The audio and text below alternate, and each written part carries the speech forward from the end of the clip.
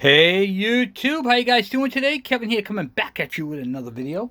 So we got the carburetor all out of the ultrasonic cleaner, all cleaned up. Got the jelly out of the bowl, carburetor's all back together, yada yada yada. Let's go see if this thing will start. Alright, so I'm going to get you guys in the stand, we'll get crack-a-lacking. Before I do, please hit that subscribe button and the bell icon so when I post a video, you guys get it. Let's get crack-a-lacking. Pretty much we're just going to put this together in the reverse order we took it out of. So slide these right onto the two posts. Move this out of the way. Hook up our spring first. Hook up our throttle linkage second. Slide her into place. Just like so. Grab the air filter assembly. I'm going to go blow that off real quick. Alright. I just gave it a quick blew it off a little bit. Nothing too dramatic, nothing too crazy. We're going to do a thorough cleaning on it after we get the thing up and going. So, just bolting it all back together.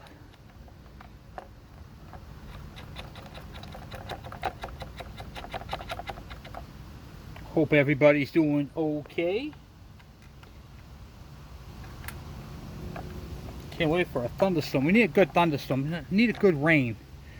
This intense heat's been killing me.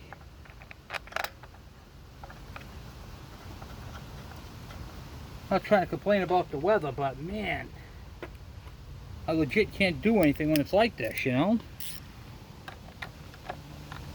Your tools are hot to touch and it's awful.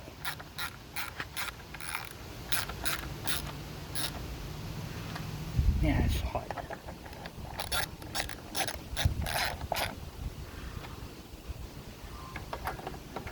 I'm going to have to buy an air filter for this. The air filter that I have is junk.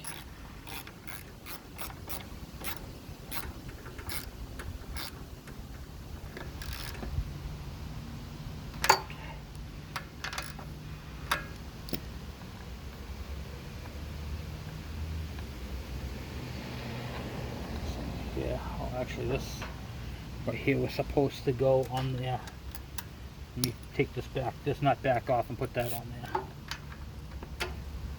It's just a clamp to hold that big hose down, but now's the time to put it on.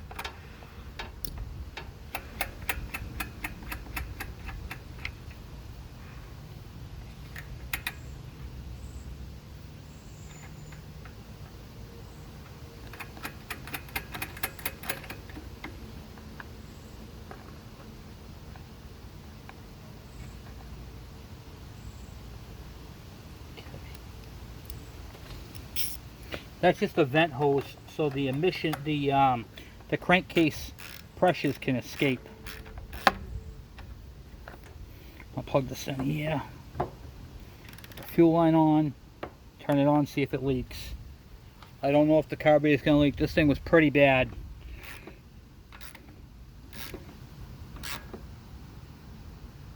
Okay. All right. So we got the fuel line hooked up. We have everything pretty much back to this. I'm gonna let it sit for a minute. Let's see if there's any fuel leaking out. And I got to plug that wire back in on the back side there. So let me show you this. The low oil shut off stuff. Right over here. Right over here. I need to unplug this. Goes up underneath here to the black wires, which is the kill switch. And that's your, what do you call it there? Your low oil, all that type of stuff. So, alright, let's get crack-a-lacking here.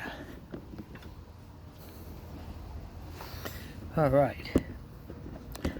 Let's see if we can get a first start. Will it start, guys? Will she start? Pulling oil, let me move these tools out of the way here. Give this thing a good old yank. Oh, help if I turned it on there.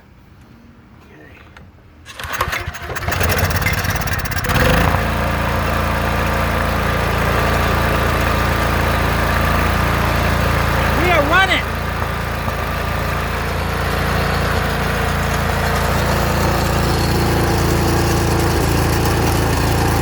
Yeah, we got power.